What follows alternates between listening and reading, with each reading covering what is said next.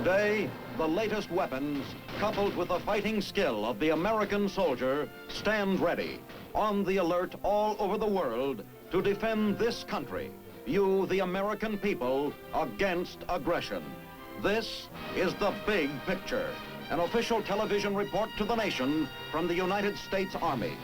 Now, to show you part of the big picture, here is Sergeant Stuart Queen. It can truly be said that today the sun never sets on the American soldier. For over the wide stretches of the world, somewhere, at some time, day and night, he is performing his duty to this country. For example, it is now 3:45.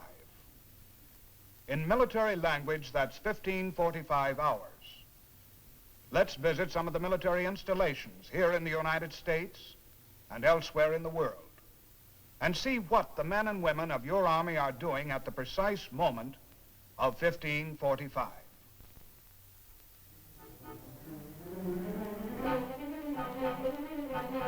At this very moment, at 15:45, a practice warning alert is being sounded somewhere in Long Island, New York. And the men of Battery C, 505th Anti-Aircraft Artillery Battalion, one of the many links in the steel ring of America's defense, go into action as though this were the real thing.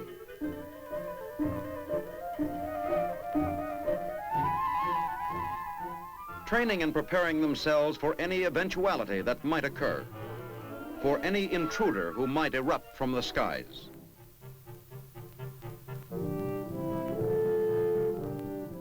Although these men are stationed in the peaceful United States, they are on combat status day and night, 7 days a week. For their mission is one that vitally concerns all America, protection against destruction from the sky. Yes, theirs is a long vigil, but a necessary one. At 15:45 too, at Fort Monmouth, New Jersey, men of the Signal Corps, the eyes and ears of the Army, are learning the rudiments of split-second electronic warning devices and of high-speed communications. For modern global warfare requires a worldwide communication system which must outspeed the fastest plane and outdistance the supersonic rocket.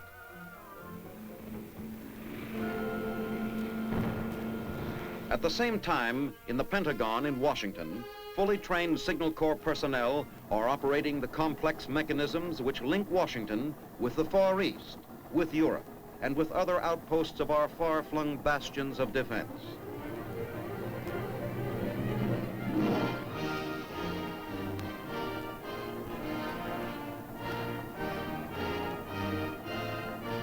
It's 15:45 at Fort Belvoir, Virginia, too, home of the Corps of Engineers, where Army recruits are being trained in a multitude of combat and technical skills, which contribute to the engineer's bag of tricks.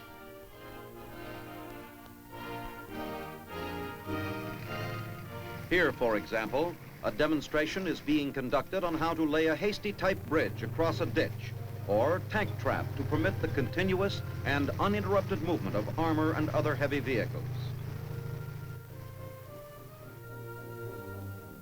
While here, a small class of trainees is learning the basic principles of repair, maintenance, and the operation of one of the many types of engineer earth-moving equipment. At this moment, too, men of the 79th Engineer Group are learning how to handle the DeLong Pier, a floating portable pier that can be towed into position, sink its own piles, and raise itself out of the water to any desired level. This new device can save many days of costly and time-consuming construction in future military operations.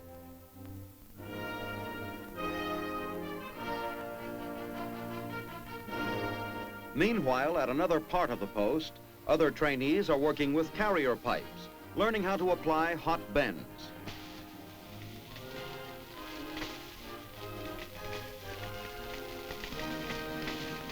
Speaking of pipes and hot bends, at exactly 15:45 today, this soldier is learning how to work with a different kind of pipe. While the rest of his buddies get off a few licks on a hot bend of their own.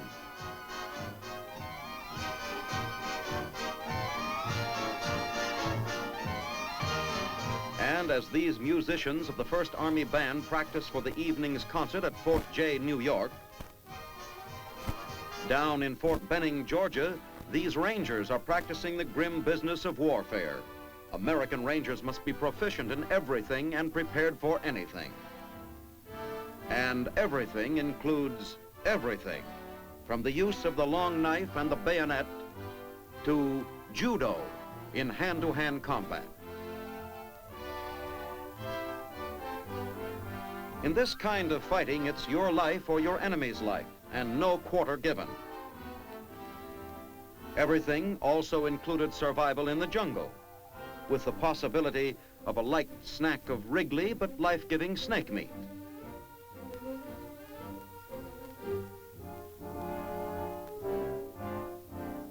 It takes a lot of learning and know-how to be able to descend a sheer cliff. This is called rappelling.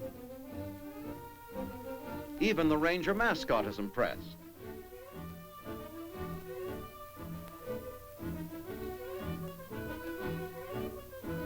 This one would impress even a Swiss mountaineer.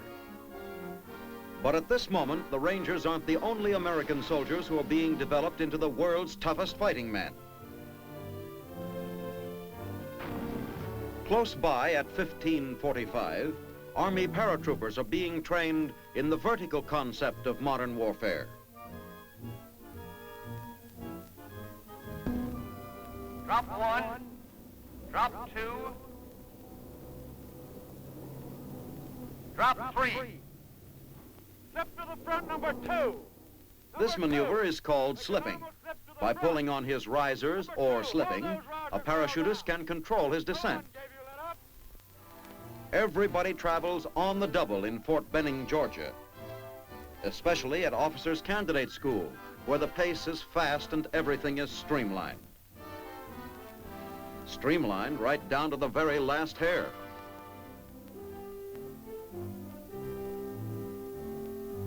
A man's got to be more than just a good soldier to graduate from infantry OCS. He's got to be a leader of men. The kind of a man soldiers will trust and believe in. The kind of a man they'll follow into battle. Before graduation, each candidate must prove his leadership qualifications by commanding a group of his classmates in a tactical situation under combat conditions.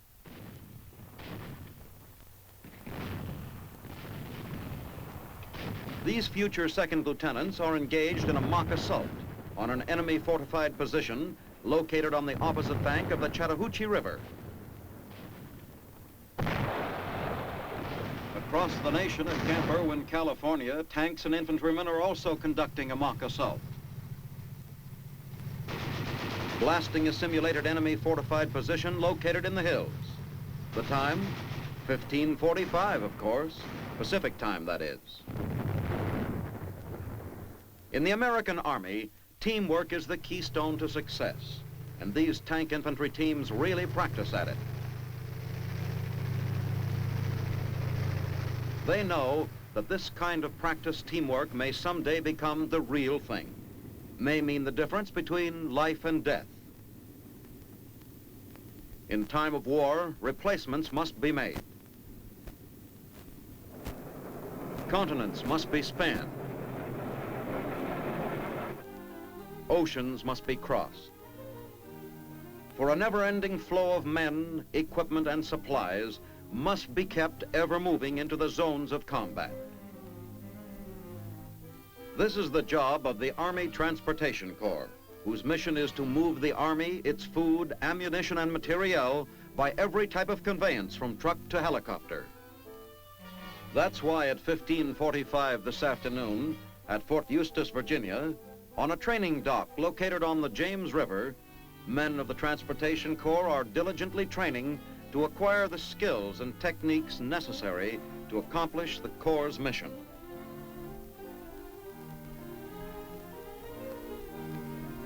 Learning how to load cargo into the holds of ships is only part of the job. The men also have to know how to stow the thousands of different sized crates of equipment, supplies, and other materiel properly. how to make every inch count.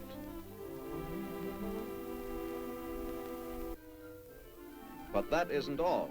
If a seaport isn't available, they must know how to unload the ships anchored off foreign shores.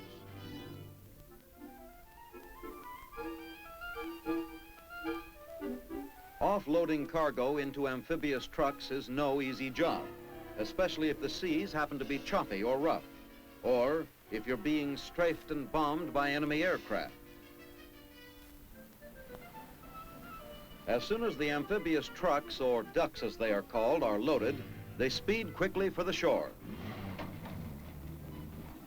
Here they move up onto the beach to a dump area where the supplies are unloaded and stockpiled, later to be shipped by rail to the various Army depots where American soldiers are stationed.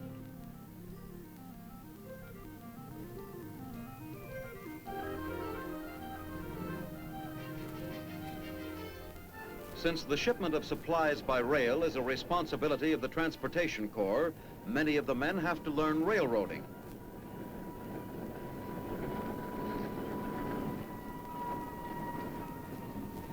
Most of their training is accomplished at one of the big railroad yards like the B&O or C&O.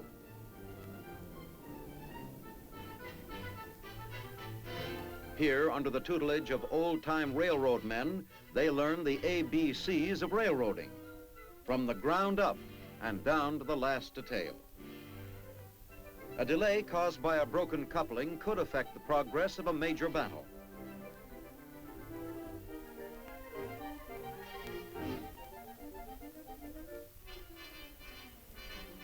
But soldiering isn't exclusively a man's job anymore. Not in the modern American Army. This afternoon at Fort McClellan, Alabama, the women of the Army are also learning the know-how of jobs that will contribute not only to their country's defense, but to themselves as well. I was wondering when you'd get around to us women. For a moment there, I was afraid you'd forgotten all about us.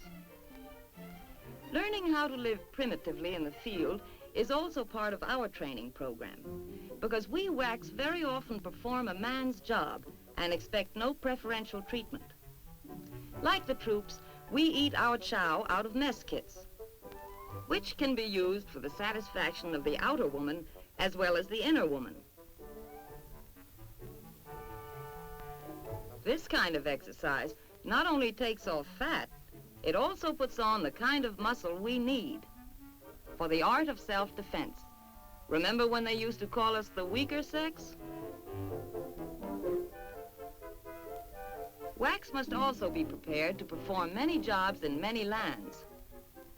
If, for instance, any of us should be assigned to a far northern post, we're trained to survive in severe sub-zero weather, like these girls who, at 15:45 Alaska time, are roughing it in special maneuvers to test Arctic equipment in materiel for WAC use.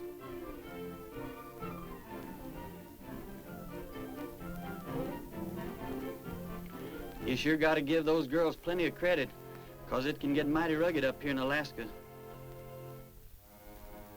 Even for us guys, especially me on account I'm from Texas. And all this working and training and maneuvering in 30 degrees below zero weather sure leaves me cold.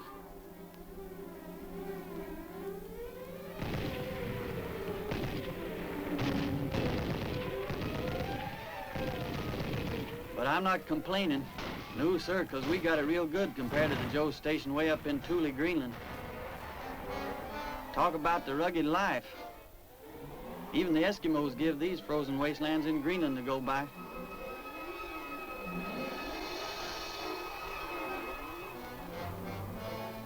Man, look at that weather.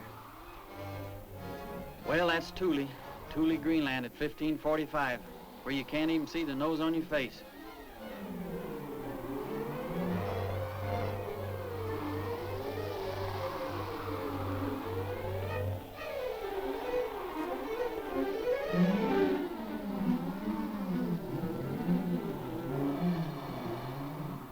I bet those Joes wish they were stationed down in Schofield Barracks, Hawaii right now. Living it up with all those pretty gals on Waikiki Beach. Or maybe watching the sweet little Lonnies do the hula. If you ask me, I kind of wish I was down there myself.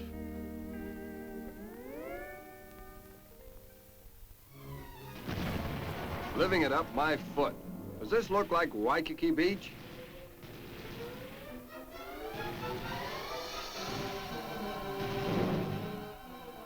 And what do you think we're doing here? Digging for clams in the sand? Yes, 1545. And in Hawaii, the same intense, realistic training goes on. Only the scenery is different. But until the Kremlin disarms and world peace is an established fact, every American serviceman must continue to receive the kind of training that will enable him to survive in the battles that may come.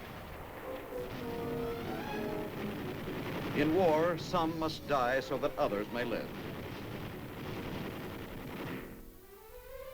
The men who died on the once bloody island of Okinawa are proof of that. Today, however, Okinawa lies peaceful and serene.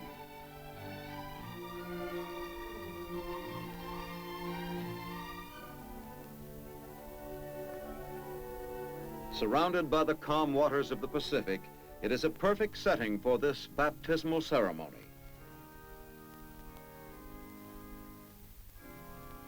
which at 1545 this afternoon is being conducted with holiness and with reverence. And of course with the appropriate organ music.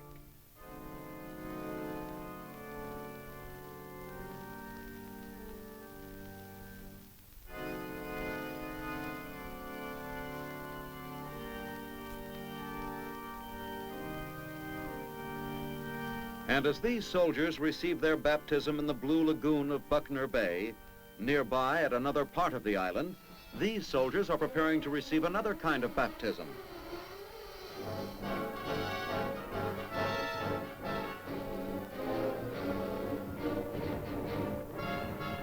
Learning how to hit the beaches. The same bloody beaches where thousands of young Americans underwent a baptism of fire in a war that is gone but not forgotten.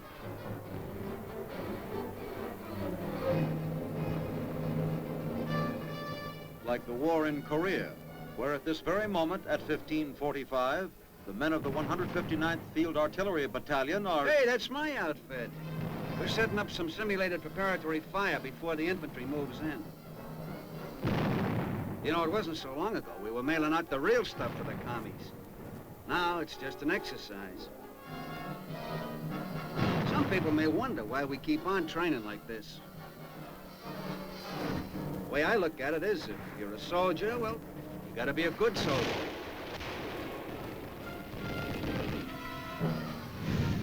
And the only way to be a good soldier is keep on soldiering. What do these guys expect in Korea? Marilyn Monroe? So, all right, there's Marilyn Monroe. Yes, Marilyn Monroe, presented by courtesy of Army Special Services, who at 1545 Tokyo time have arranged a ball game.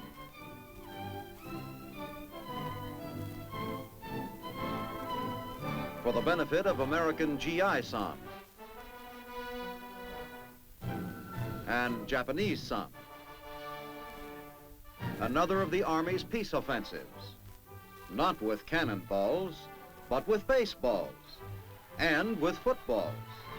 Like baseball, football has captured the imagination of the Japanese, and it is fast becoming one of their most popular sports.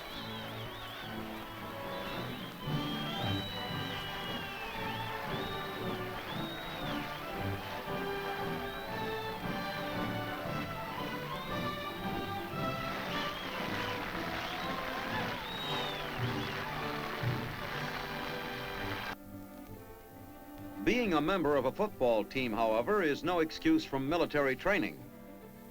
And when the paratroopers of the 187th Regimental Combat Team, stationed at Camp Chickamauga, Japan, go on a practice jump, the members of the football team are expected to jump with the rest of the regiment.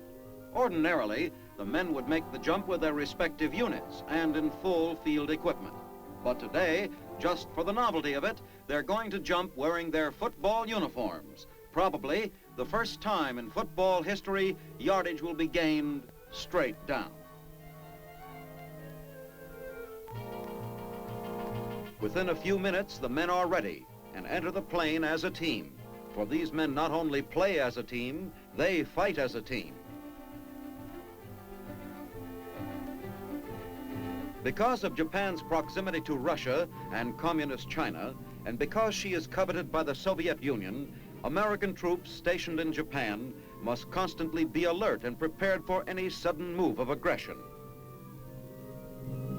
Today at 1545, these Americans are carrying the ball and holding the line so that the free world may live in peace.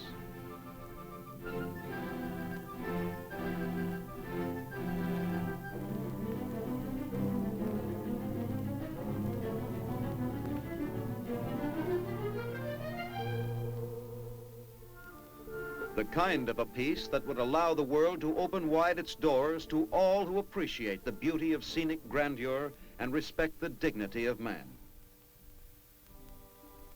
Like these American soldiers who, with proper reverence, respect the Japanese religious shrines.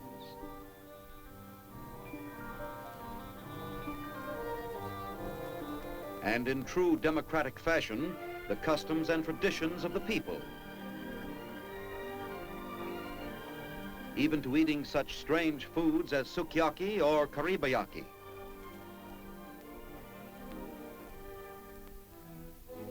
Or Eintenbraten mit Kartoffelklaas in Germany, where at this very moment at 1545, democracy is still at work as our troops work closely with their former enemies, the German police, learning the techniques of riot control.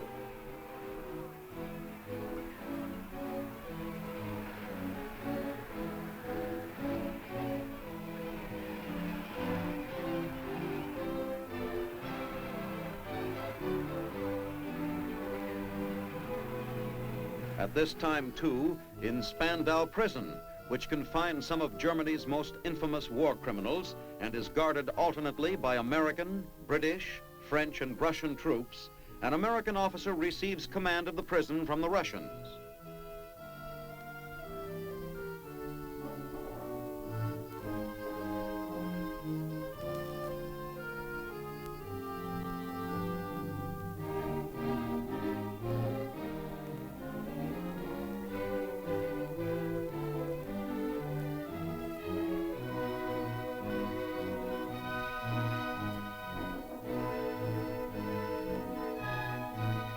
This is the only place in the world, except for Vienna, Austria, where there is even a semblance of amicable relations between the world powers.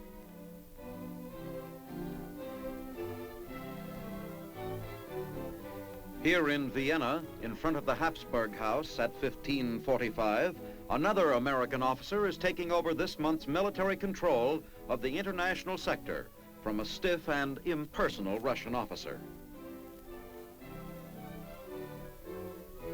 Those Russians shaking hands with everybody and acting so nice and polite may fool some people. But we know better. That's why we never let ourselves get soft. Why we mountain troops in Saalfeld and Austria keep ourselves in fighting trim. Like today, it's 1545, and we're taking in some of the mountain sights. But who's got time to look at the pretty waterfall? Especially when you've got to get across a mile-high gorge on a shaky rope bridge.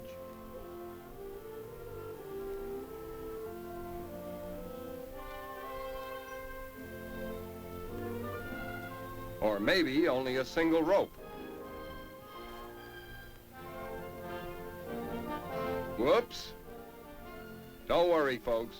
He's just demonstrating how not to do it. Beautiful scenery, isn't it? Yeah, if you like waterfalls. Personally, I like this kind of scenery better. Of course, there's other nice things to see in Paris at 1545 in the afternoon. For instance, there's the famous Eiffel Tower.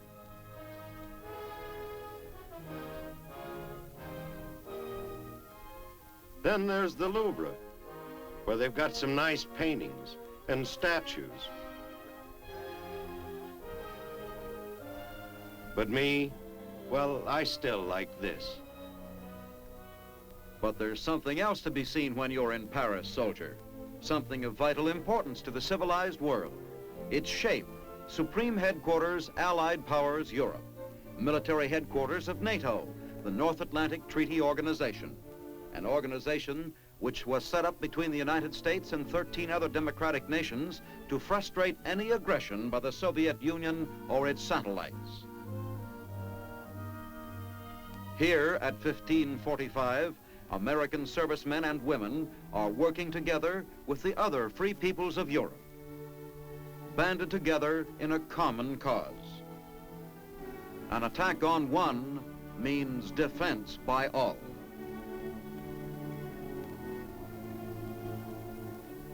Should mankind, through our solidarity, our prayers for peace, and through the mercy of God, be spared the catastrophe of another war, then this organization will have served a noble purpose. It will have demonstrated that an alliance for peace, rather than for war, is an entirely practical measure, that the power generated in an alliance of such magnitude can bring confidence, not fear, to the hearts of men.